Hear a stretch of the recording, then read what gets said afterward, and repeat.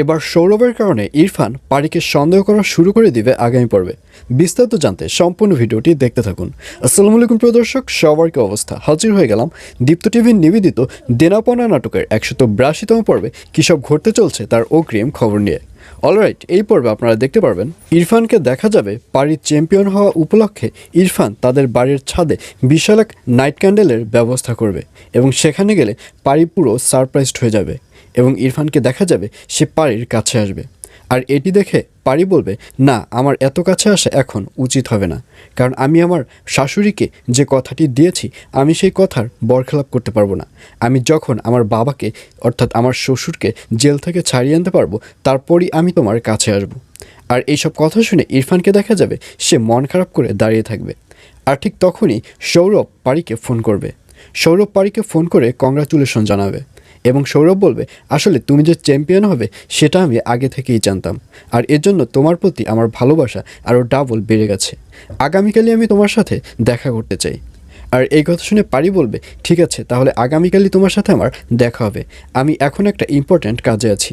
তখন সৌরভ বলবে, না, আগামীকাল নয়, আগামীকাল বলতে আজ রাতেই আমি তোমার সাথে দেখা করব। আর এই ব্যাপারটি শুনে পারি হেসে উড়িয়ে দেবে। পারি ব্যাপারটি একদম সিরিয়াস নেবে না। পারি বলবে, এখন তুমি কিভাবে দেখা করবে?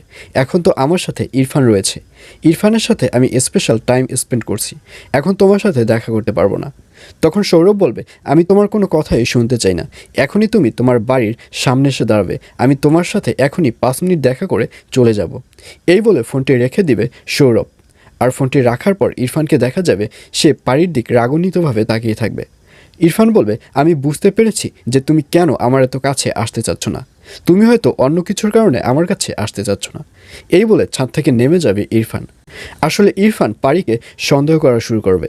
ইরফান ভাববে যে পারির সাথে হয়তো সৌরভের কোনো একটা সম্পর্ক রয়েছে, যার কারণে পারি ইরফানের কাছে ঘেঁষতে চায় না। আর অন্যদিকে রিয়ার বাবাকে দেখা যাবে রিয়া যখন সেন্সলেস হয়ে পড়বে তখন তার বাবা তাড়াতাড়ি ডক্টরকে ফোন করবে এবং ডক্টর বাড়িতে এসে রিয়ার ট্রিটমেন্ট করবে।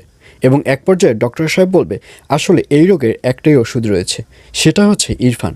ইরফানকে আপনার মেয়ের পাশে সবসময় রাখতে হবে।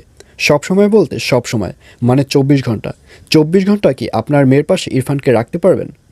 আর এই কথা শুনে রিয়ার বাবাকে দেখা যাবে সে কিছুক্ষণ চুপ করে থেকে সে বলবে, হ্যাঁ পারবো, আমি যেটা একবার বলি পারবো সেটা আমি পেরেই দেখাই, আমাকে অবশ্যই পারতে হবে।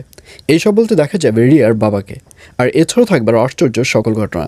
সুতরাং সবাইকে দেনা পাওনা নাটকের আগামী পর্ব দেখার আমন্ত্রণ রইল।